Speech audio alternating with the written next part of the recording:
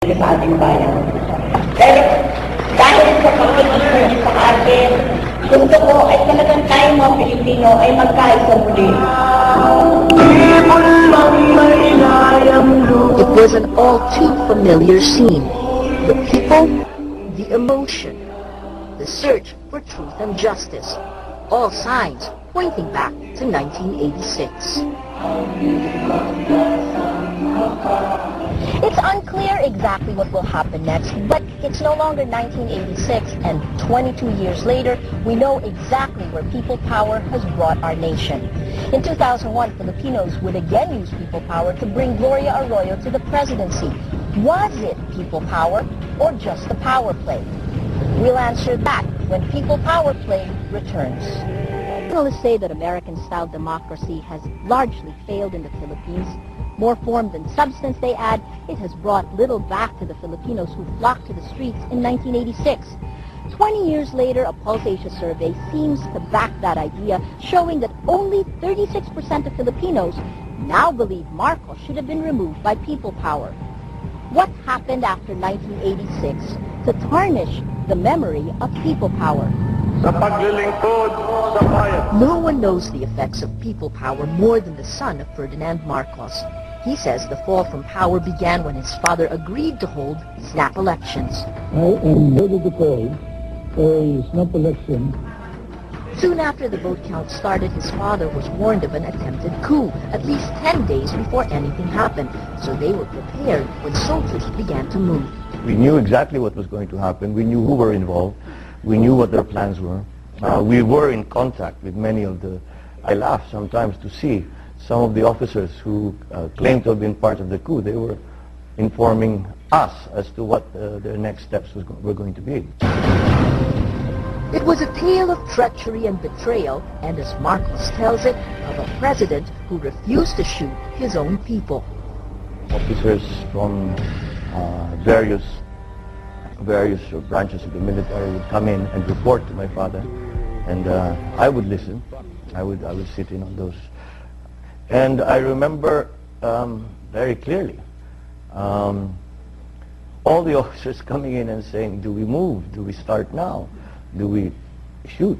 I said, no, no, no. He said, stop. There were big crowds. I said, that people will get hurt. And he kept saying, then we can't do it. We won't do it. Then he said, stop, we'll do something else. We'll think of something else. Let's wait, come here with your orders, so we can immediately fight them. He says his father would have weathered the protests, but what turned the tide, he adds, is the betrayal of the Americans.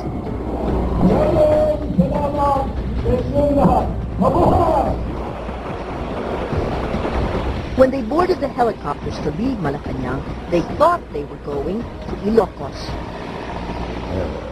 Clearly now, it was a deception by the American government in that they sent helicopters to the park to take us first to Clark, and then in Clark, at 3 in the morning, I remember, the officers came in and said, we are under threat and they're coming to attack us and we need to move you to safety. And the Americans had backed the entire move, and it probably inspired the... So people power is a power play more than anything. Of course it's a power play. It's very clearly a power play. Solita Monsod agrees people power has been used as a political tool in succeeding years, but says 1986 was different. She was one of the Filipinos who marched at EDSA. The first people power was an act of desperation. People decided we're going to have the power within ourselves because all the institutions are not working. That's the perfect example of the people saying, hey, enough is enough. I, Corazon Cojuangco Aquino, A housewife defeated a dictator, and a nation restored democracy. It was a moment of celebration and optimism. Monsod worked for President Aquino, heading NEDA, the National Economic and Development Authority. Her job was to weed out the bad from the good in government projects. More than 2 decades later, NEDA under Romulo Neri would recommend the approval of the $329 million ZTE deal. The moment you start corrupting NEDA, you're dead. then you're going to have the same situation as it was during Marcos's time, where Marcos would tell NEDA he wanted disapproved, and NEDA would then justify it. That kind of large-scale corruption, said Monsod, was impossible under President Aquino. You could not corrupt her. I was with her, I served under her, and my husband served under her as Commissioner on Elections. Not once during his entire stint did she ever call him up. Not once. Alam po ninyo, ito yung aking gustong makita nga na nagtutulungan ang military at saka ang mga government officials. An incorruptible leader with the chance to redefine our nation's feudal and oligarchic past. But in the end, analysts say, Mrs. Aquino failed to rise above her class. Although she freed the economy from many government-imposed restrictions, her policies reinforced existing inequalities.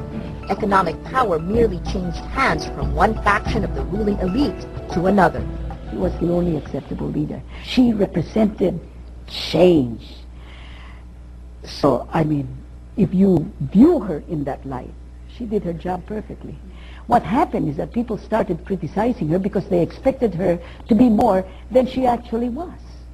She didn't have the ability to do that.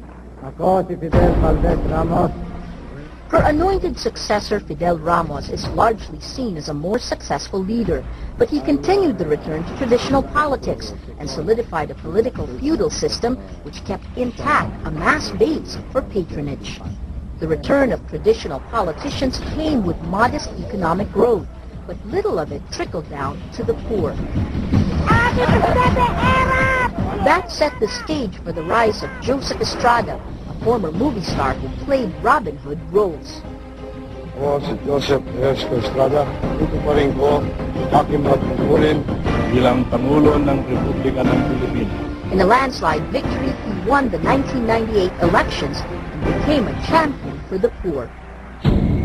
He also became the first Philippine president to face impeachment charges for corruption.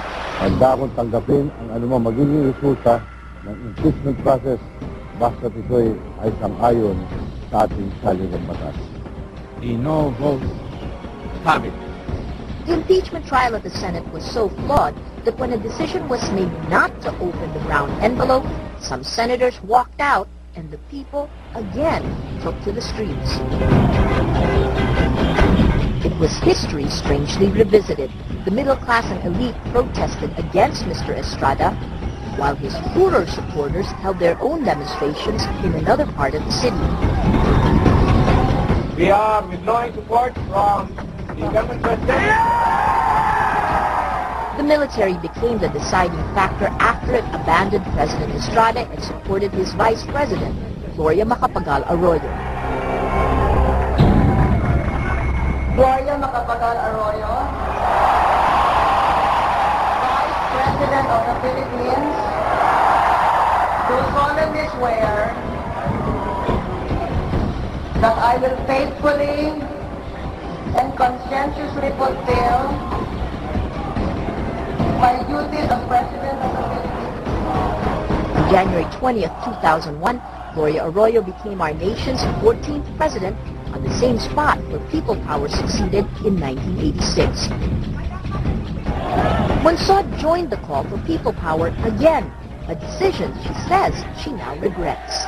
We went there, because we didn't like what we were seeing in the Senate, right? We were expressing, and then I think we were manipulated a little, because in the background, behind the scenes, which we didn't know about, there was already, there seemed to be, or at least from the point of view of hindsight again, there was already negotiations with the military.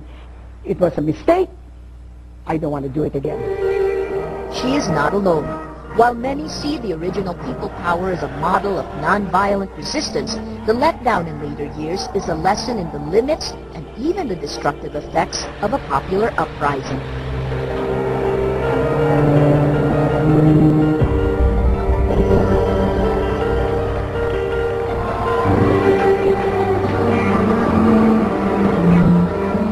Looking back 22 years later, what do you think of People Power? No matter how it appears to be a very populist sort of movement.